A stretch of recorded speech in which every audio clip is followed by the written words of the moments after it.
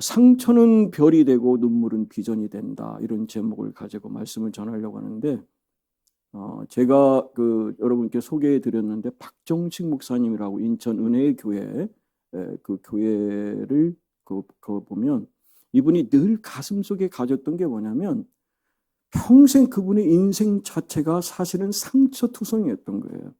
그러니까 어려서부터 가정이 그렇게 편안하지가 않았어요.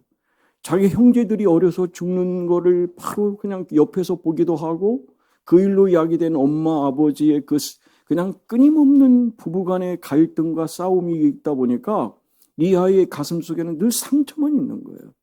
그러니까 공부를 하려고 하는데 형편이 안 되니까 공부도 제대로 하지 못하고 중도 포기하는 이런 상황을 가져보니까, 그리고 더군다나 그거는 막 피를 토하는 각혈을 하면서 이렇게 감당할 수 없는 그런 육체를 가지고 있는 거예요. 그러니까 그의 인생 자체를 들여다보면 그냥 한마디로 상처투성이었다, 그런 거죠. 근데 그 목사님이 인천에 당시에 그 하객동에는 그 교도소가 있었는데 그 옆에 조그만 땅을 임대해가지고 거기다가 천막을 쳐서 이제 교회를 시작하는데, 주변 사람들이 다 똑같은 사람인 거예요. 다 상처를 가지고 있는 사람들이고 눈물을 가지고 있는 사람들인 거예요. 근데 그 사람들을 찾아가지고 항상 이 양반이 고백한 게 상처가 별이 됩니다, 그리고 눈물이 비전이 됩니다는 얘기예요. 여러분들은 참 훌륭하십니다 하면서 그렇게 그들을 세우고 격려하고 격려해서 말씀드린 것처럼 지금은 뭐 엄청난 큰 교회로 됐는데, 그 교회가 한 분 목사님이 이끌어 가시는데, 제가 말씀 나눴는데요, 그분의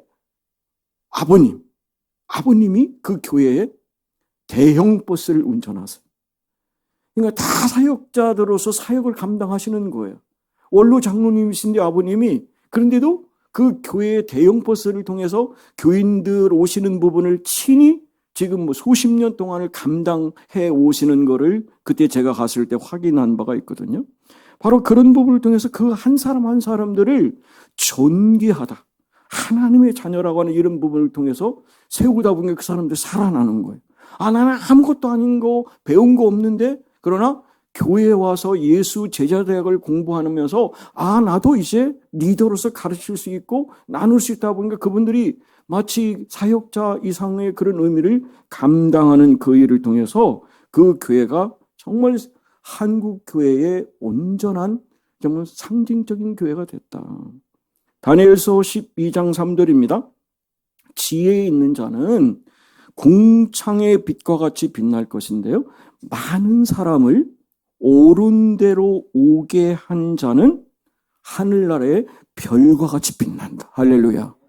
그러니까 여러분, 제가 말씀드렸습니다. 한 생명을 살리시면 하늘의 별을 다는 것이다. 할렐루야. 여러분, 누군가를 한 분을 주의 전으로 인도해서 그가 하나님 은혜 가운데 서면 그 일은 하늘나라의 별을 다는 놀라운 축복인 줄 믿습니다. 그래서 그 놀라운 축복을 저와 여러분이 받기 위해서 우리가 새해 10주년을 기념해가지고 한 마음으로 한 사람이 한 생명을 살리는 일을 통해서 우리 모두가 하늘의 별을 다는 축복이 저와 여러분께 있기를 주님의 이름으로 축복합니다. 이분이 그 감격하면서 이 상처는 별이 된다는 이 책 속에서 글을 쓴 걸 한번 나누고 이제 말씀을 이어가려고 하는데요. 이분이 그랬습니다. 감격하며 살고 싶습니다라는 제목을 붙였습니다. 여러분, 하나님은 다윗에게 고백하는데 여호와 우리 주여, 주의 이름이 어찌 그리 아름다웠습니까? 그러잖아요. 그러니까 그분은 예수 그리스도 여호와의 이름을 부르는 것만으로도 감격이었고 그 눈으로 세상을 바라보니 감격이었다. 그래서 이렇게 고백합니다. 감격의 눈으로 사람들을 보기를 원합니다. 할렐루야. 저 여러분이 내 사랑하는 남편도 아내도 자녀도 우리 교우들도 감격의 눈으로, 사랑의 눈으로 바라보시기를 원합니다. 그러면 그 한 사람 속에 투영된 예수님의 모습을 우리가 볼 수가 있다는 거예요. 그렇게 이분은 그 헌신을 감당하면서 좋은 만남 주심에 감사하고 너무 사랑스러운 동역자, 이 동역자란 말은 목회자를 말하는 게 아닙니다. 그 교회에 있는 많은 사역을 감당하는 여러분 같은 평신도들을 향하여 말씀하는데, 그렇게 그분들과 함께 사역하는 그 놀라운 은혜를 체험케 하는 은총에 감격하고 있다는 거예요. 예배에 감격하며 살고 싶습니다. 찬양에 감격하며 살고 싶습니다. 말씀을 전하면서 들으면서 감격하며 살겠다. 이렇게 그 감격의 삶을 사니까 정말 상처투성이었던 그 존재가, 그리고 그 척박한 땅에서 인천뿐만 아니라 한국교회의 정말 상징적인 교회로 거듭나는 것, 저는 이것을 하나님이 그냥 보여주신다고 생각 않습니다. 저에게 그런 비전을 주시고 우리 교회가 정말 눈물이 비전이 되고 이 상처가 영광의 별로서 변화되고 역사할 수 있는 그런 새해를 준비하는 마음으로 오늘 말씀을 전할 때 여러분 받으시고, 하나님 제 안에 상처가 별이 되게 하시고 제 지금까지 아픔과 슬픔과 탄식의 눈물이 하나님의 영광스러운 비전이 되게 하셔서 내 인생의 마지막까지 자랑스러운 다니엘처럼 요셉처럼 쓰임받는 저와 여러분 되시기를 주님의 이름으로 축복합니다. 교회 부흥이 왜 안 되나라고 하는 이런 부분을 옥하는 목사님이 평신도를 깨운다라는 책 속에서 말씀하시는데 세 가지 얘기를 하는 거예요. 삼허 현상이다 그러는데 세 가지인데요. 첫째는 허수라고는 허수. 한국에는 허수가 너무 많다는 거예요. 그러니까 막 1200만 뭐 이랬었지 않습니까? 근데 실질적으로 지금 뭐 한 300, 500 얘기하는 사람들이 많거든요. 실질적으로는. 그만큼 허수가 많았다는 거죠. 하나님은 그런 통계 수치를 원하지 않으시는데 많은 사람들이 허세를 부리려고 허수를 해서 교단별로 막 다 얘기하는데 그거를 실질적으로 다 번복되어 있고 이러다 보니까 실제 숫자로 보면 훨씬 더 적은 숫자 이 부분을 한국 교회가 부응이 안 되는 것이 이 허세에 매여 있는 거 아니라는 말씀을 하셨어요. 하나님은 한 영혼을 천하보다 귀하게 여기시는데 그 영혼의 가치를 바로 인식한다면 그렇게 허수에 매이지 않고 허세에 있지 않는다는 얘기를 하시거든요. 한국 교회가 여러분 뭐 국회에 가보면 상당히 많은 분들이 안수 집사고 장로님이시고 그러시지 않습니까? 그런 얘기는 우리가 오래 들어왔고 제가 국회에 가서 보니까 실제 그렇더라고요. 그런데 그분들이 기독교인으로서의 영향력은 정말 미미하다는 거죠. 그러니까 허세는 대단한데 실질적으로 그분들이 자기가 있는 공간에서 영향력은 미미한 이 부분을 통해서 정신적으로 그리고 영향을 끼치지 못하는 이런 부분이 이분은 안타깝다고 말씀하셨어요.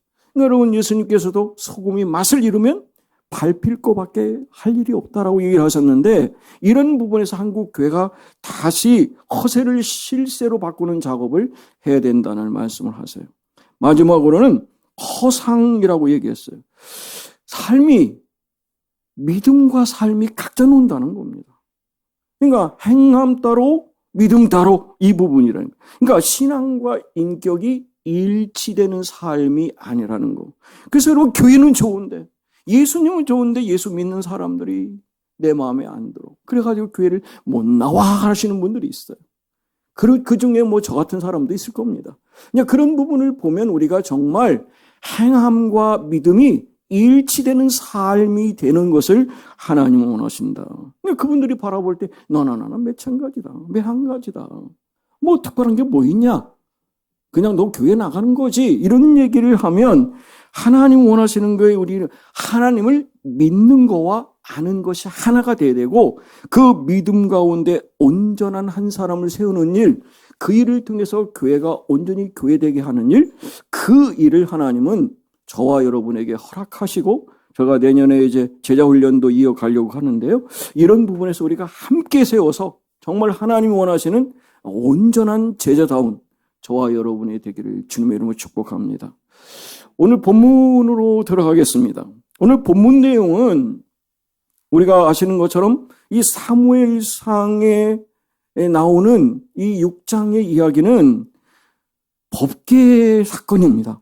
그러니까 하나님의 법궤를 보면 이 브레셋 사람들 앞에 갔을 때 하나님의 법궤가 가니까 틀림없이 백전백승할 거라고 생각했는데 우리가 기대와는 다르게 오히려 그 법궤를 빼앗기는 그런 상황이 이제 오늘 본문의 시작이거든요. 그래서 이 법궤를 빼앗은 당시 블레셋 사람들은 최고의 감격으로, 야, 하나님의 임재의 상징인 이 법궤를 우리가 탈취했으니까 이제는 우리 인생의, 우리나라의 모든 것은 이제 다 잘 될 거야 라고 생각해가지고 자기들이 섬기는 이 다곤 신상 앞에다가 이 법궤를 갖다 놨습니다. 그런데 어떤 일이 일어납니까? 그 다곤 신상이 그 다음날 아침에 일어나 보니까 다 그냥 꼬꾸라진 거예요. 앞으로 빡 넘어져가지고 박혀있는 그런 모습이 있는 거예요. 그래서 이런 상황에서 이걸 또 그 다음날 세워놨는데 또 그런 상황이 되는 거죠. 그러다 결국은 그 다곤 신상이 머리가 부러집니다. 팔목이 부러져서 몸통만 달랑 굴러져 있는 이런 모습이 있는 거예요. 이 일당은 큰일 나겠다 생각이 들어가지고 자기 있는 지역에서 이제 다른 곳으로 아스돗으로 옮깁니다.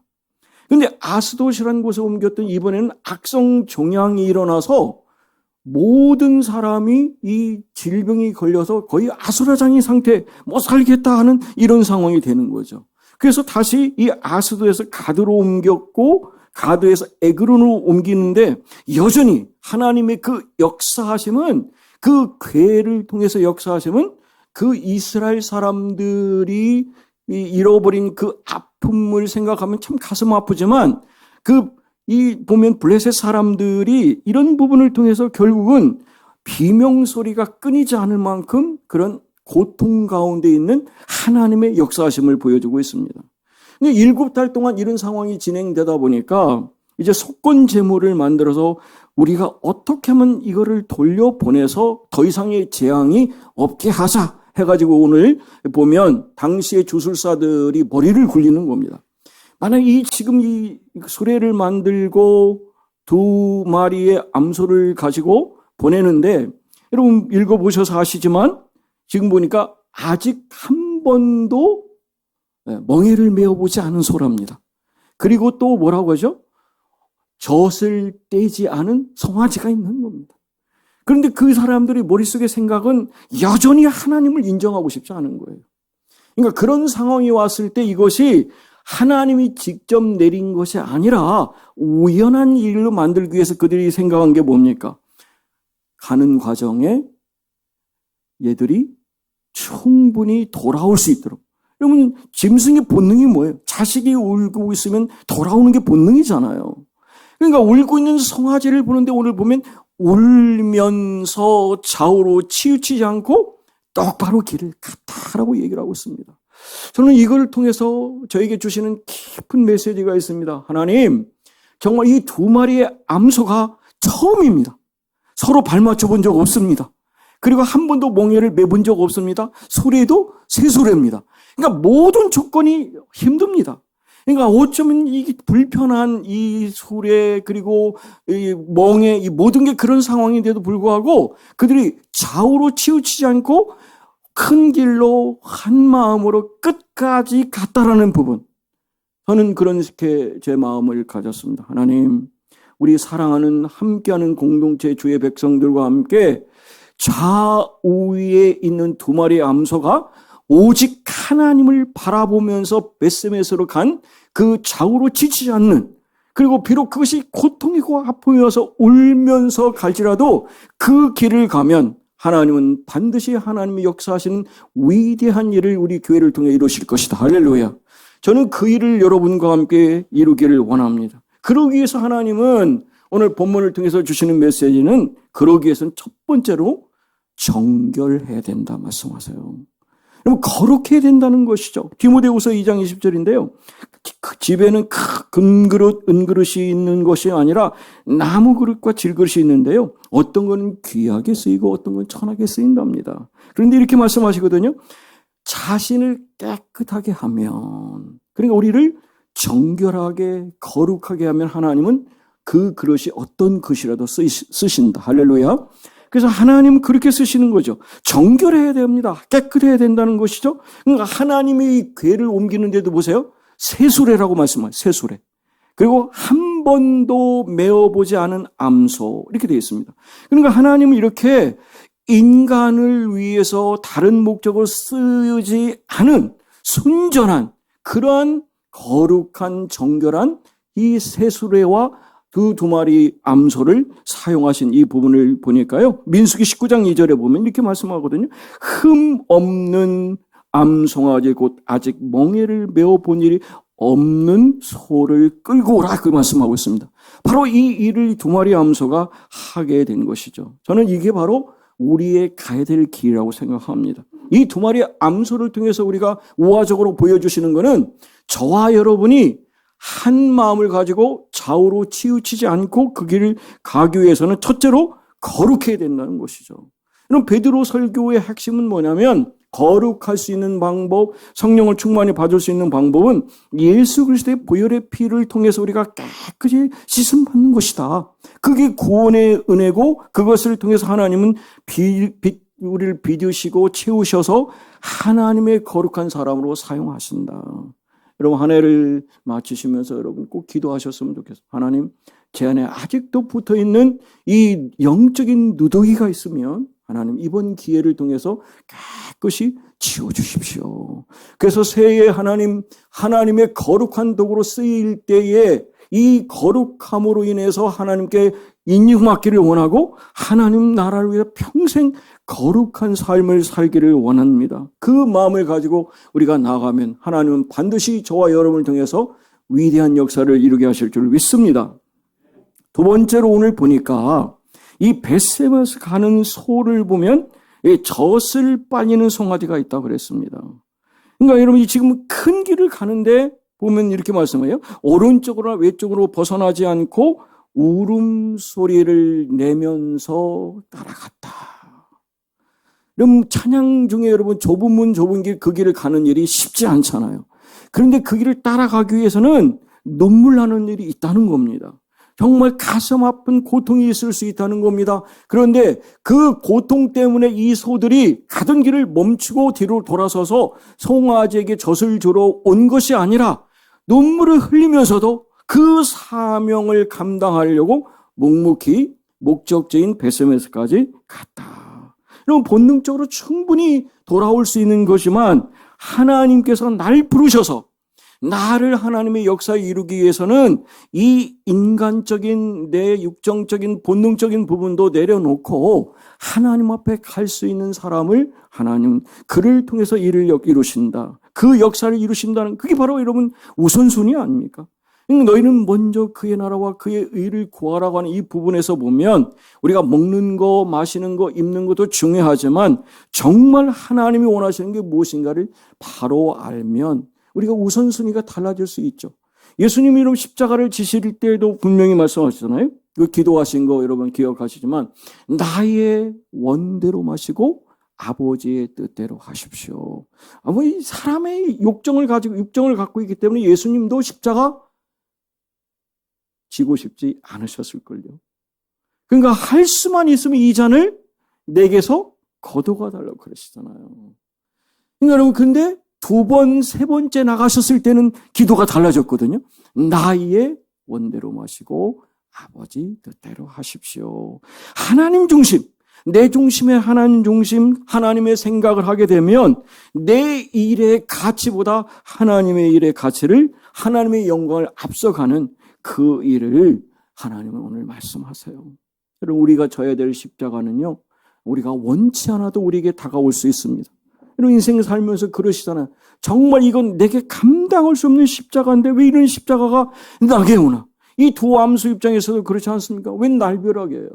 어느 날 갑자기 와가지고 끌어갑니다. 자기 지금 새끼가 있습니다. 젖을 먹여야 됩니다. 자기를 한 번도 매본 적이 없습니다. 그런데도 불구하고 그 일을 본인의 의지와 상관없이 갔다는 거예요. 요셉은 어땠습니까? 모세는 어땠습니까?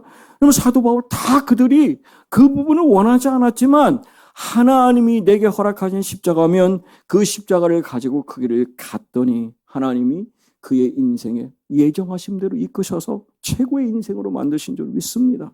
우리가 지금 현실로 볼 때는 그게 눈물 나고 정말 감당할 수 없는 그 일이지만 때로는 정말 이 일을 어떻게 해야 될까라는 부분이 되지만 하나님은 격식 차리지 않고 예외 없이 우리에게 그런 십자가를 통해서 그 길을 가게 하신다. 그래서 예수님께서 말씀하시죠. 아무든지 나를 따라오려거든 자기를 부인하고 십자가를 져야 된다. 할렐루야. 그 일을 통해서 하나님은 우리에게 허락하시는 일이 이루어지는 것이죠. 저는 그 시몬이라고 하는 구레네 시몬을 생각해 봅니다. 그 사람은 여러분 아무 생각 없이 그냥 예루살렘에 올라오는 상황이었습니다. 그런데 마침 그때 십자가를 지신 예수님이 옆에 계신 것을 보다가 얼떨결에 십자가를 함께 졌습니다. 그 일로 어떤 일이 일어났습니까? 그 구레네 시몬이라는 그 사람이 그 일을 통해서 신앙의 명가가 됐습니다. 그래서 사도 바울은 구레네 시몬의 아내를 자기 어머니라고 얘기를 합니다. 그럴 정도로 초대 교회의 신앙의 명가를 이룬 거 내가 원치 않고 얼떨결에 졌지만 하나님은 그 일을 통해서 그를 하나님의 위대한 역사를 쓰는 초대교회 인물로 세우신 줄 믿습니다. 저는 이번 기회에 하나님 우리 교회를 통해서 이런 걸 돌아보게 하시고 또 이 사명을 감당하는 일이 때로는 정말 상황적으로 볼 때 오늘 이 젖먹 새끼를 두고 있는 이 암소의 심정, 멍에를 전혀 매보지 않았습니다. 그리고 이 이끌의 수레가 길이 나지 않아서 굉장히 불편합니다.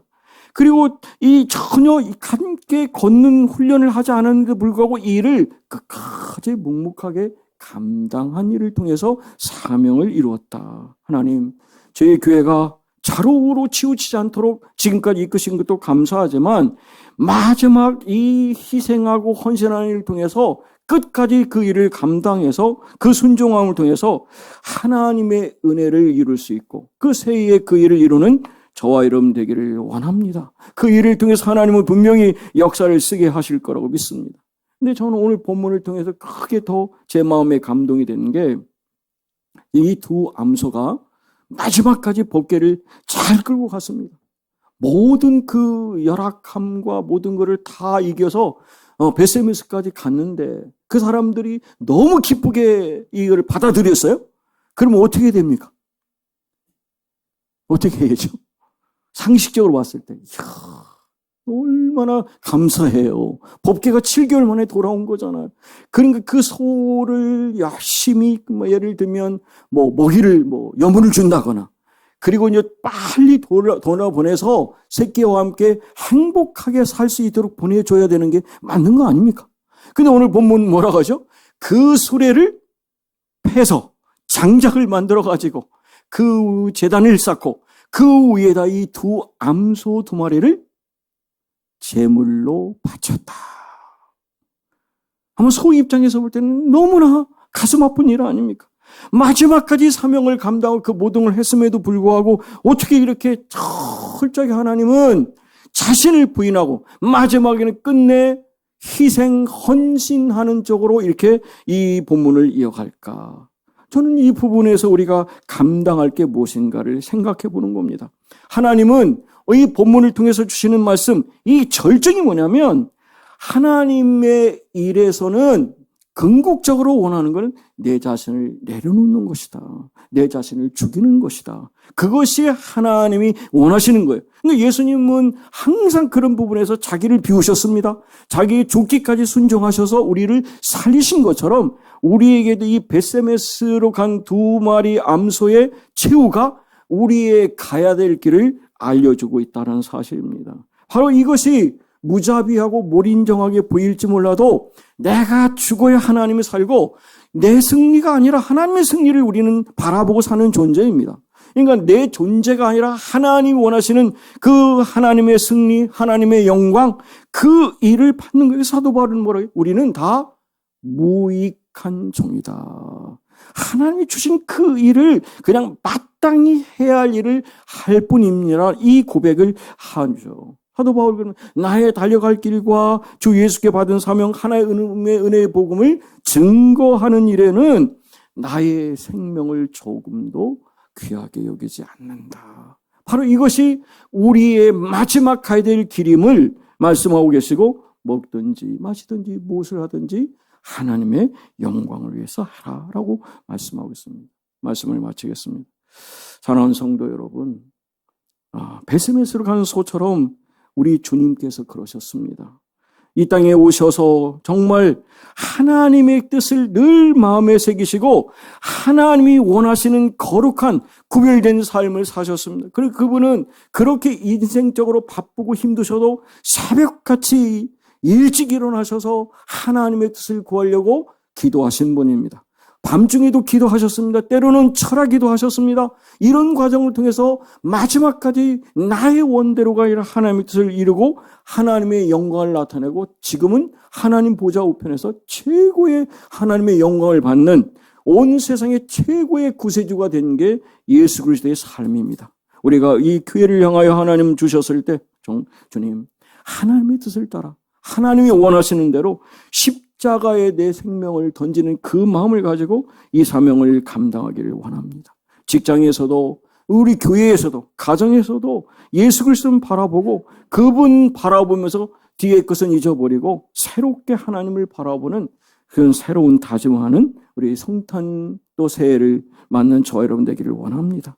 그러면 하나님께서 우리를 낮추시고 십자가까지 순종하신 그 예수 그리스도의 그 사랑을 통해서 최고의 영광을 주신 그 하나님이 우리 모두의 삶을, 가정을, 자녀손들을 그렇게 사용하실 줄 믿습니다. 그 일을 통해서 저와 여러분이 하나님의 놀라운 역사를 쓰는 주님 다시 오실 때까지 그 길을 가기를 원합니다. 정말 내 마음이 주를 향한 사랑이 그렇게 있기를 원합니다. 반드시 우리들의 소원과 우리의 간구와 기도를 드신 하나님께서 합력하여 선을 이루셔서 우리 교회의 새 역사에 그런 갑절의 부흥도, 갑절의 영감을 통해서 위대한 2026년에 놀라운 기대를 하는 저 여러분을 통해서 하나님 이루시고 우리는 감격의 그 시간을 마주하며 기대하면서 함께 그 길을 끝까지 가는 저와 여러분 되시기를 주님의 이름으로 축복합니다. 아멘.